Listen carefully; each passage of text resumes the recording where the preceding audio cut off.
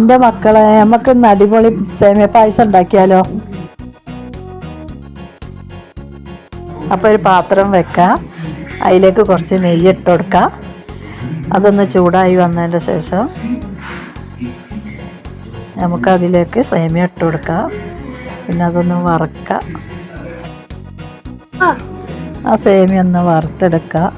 അതൊന്ന് ചുമന്ന് വരുമ്പോൾ നമുക്കതിലേക്ക് അണ്ടിയും മുന്തിരിയും ഇട്ട് കൊടുക്കുക. പിന്നെ ഏലക്കായി ചതച്ചിടാം. അതൊന്ന് ജ്വലിച്ച് വരുമ്പോൾ കുറച്ച് പാലൊഴിക്കുക.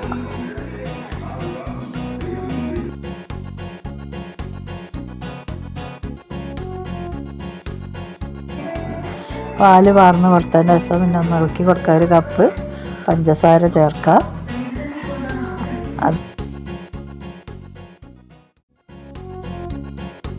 നല്ലവണ്ണം ഇളക്കി കൊടുക്കുക, കട്ട കുത്താതെ.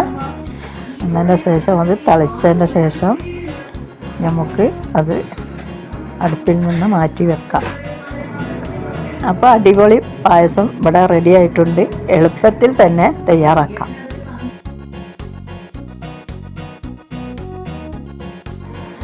അപ്പോൾ ഇത്രയേ ഉള്ളൂ നമ്മളെ വീഡിയോ.